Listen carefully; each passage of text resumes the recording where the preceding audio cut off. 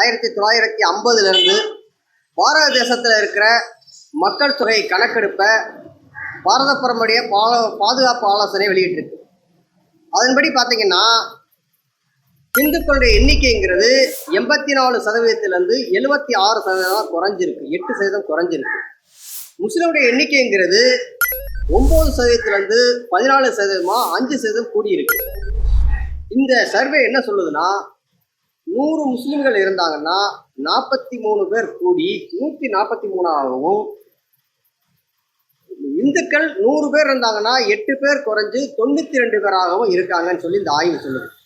இந்த ஆய்வுலேருந்து நம்ம ஒரு விஷயத்தை எப்படி என்ன தெரிஞ்சுக்கிறதுனா, இப்படி இந்துக்களுடைய எண்ணிக்கை குறைஞ்சிருச்சுன்னா நம்ம முன்னோர்கள் கட்டிய ஆலயங்கள் இதை காப்பாற்றுறதுக்கு நம்முடைய தலைமுறை யார் இருப்பா?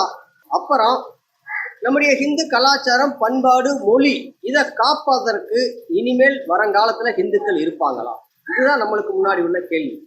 இது மட்டுமில்லை, நம்மளுக்குன்னு ஹிந்துக்களுக்குன்னு இருக்கிற ஒரே தேசம் இந்த பாரத தேசம் மட்டும்தான்.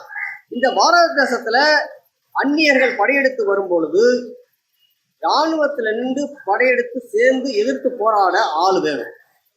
நம்ம ஹிந்துக்கள் வீட்டுல ஒரு பிள்ளையை மட்டும் நம்ம பெற்றிருந்தோம்னா அந்த போராடுறதற்கு இராணுவத்துக்கு ஆள் அனுப்ப நம்ம குடும்பத்தில் ஆள் இருக்குமா?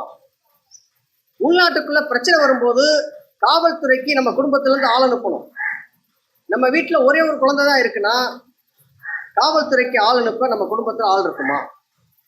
இப்படிப்பட்ட கேள்விக்குறி மிகப்பெரிய பாதுகாப்பு அச்சுறுத்தல் நம்மளுக்கு முன்னாடி இருக்கு. அதனால நம்ம இந்த தேசத்தை பாதுகாக்க வேண்டிய, கலாச்சாரத்தை பாதுகாக்க வேண்டிய, ஆலயத்தை பாதுகாக்க வேண்டிய கட்டாயத்தில் இருக்கோம். அதனால இந்துக்களை நாம் மக்கள் தொகை விஷயத்துல கவனம் செலுத்தணும். மக்கள் தொகை அப்படிங்கிறது ஒரு தேசத்துடைய வரப்பிரசாதம். பல மக்கள், பல திறமைகள் கொண்ட மனிதர்கள் தான் ஒரு நல்ல தேசத்தை கட்டமைக்க முடியும். அதனால நாம் ஒருவனுக்கு ஒருத்தி என்று வாழ்வதோடு ஒரு குழந்தை என்று இல்லாமல் பல குழந்தைகளை பெற்றுக்கொண்டு நாம் ஒரு மனித வளத்தை மேம்படுத்த வேண்டும் என்று கேட்டுக்கிறோம்.